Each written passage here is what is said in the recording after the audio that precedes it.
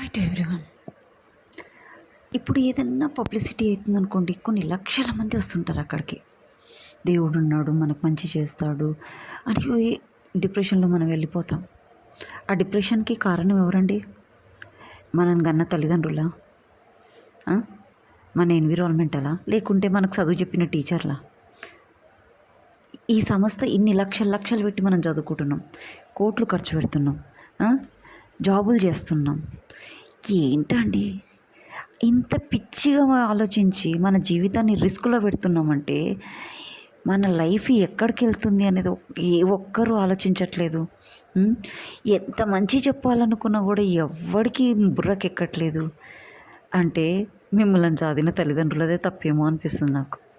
నిజంగా కరెక్ట్గా ఆలోచించట్లేదంటే నీ తల్లిదండ్రులు అలా గైడ్ చేయలేదని అర్థం కదా. అవునా? ఆ తల్లి 9 నెలలు మోస్తుంది, నొప్పులు తీస్తుంది, కంతుంది. అవునా? కన్నప్పుడు రాత్రి పగలు కష్టపడి మిమ్మల్ని పెంచుతుంది. ఆ పెంచిన పెంపకం మంచిది కదా.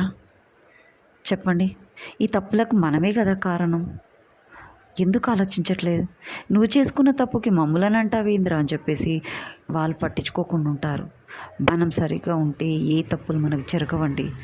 ఒకవేళ ఈర్ష్యతోటి, కోపంతో, జెలసీతోటి చేసిర్రు అనుకోండి, అవి కొంతవరకే వస్తాయి.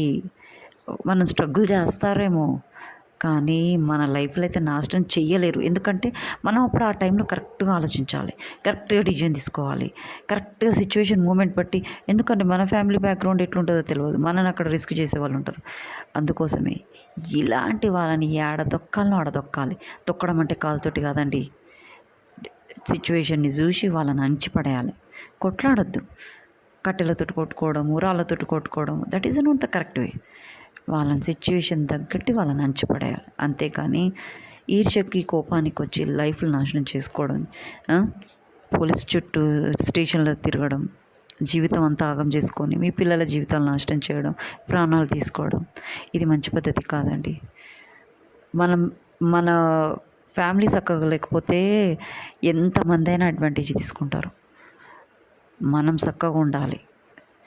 మనం చక్కగా ఉంటే అమ్మా ఇది చాలా కరెక్ట్గా ఉంది, దీంతో గెలవడం కష్టం రా నైనా అనుకొని వాడు కొద్దిగా వెనకడుగు వేస్తాడు. మన ఫ్యామిలీని చూసుకొని వాడు ముందడుగు వేసినా కూడా గట్టిగా నిలబడాలి. తప్పు చేయనప్పుడు గట్టిగా నిలబడాలి, అని తొక్కి నారదీయాలి. అది నేను పబ్లిక్ చెప్పదలుచుకుంది.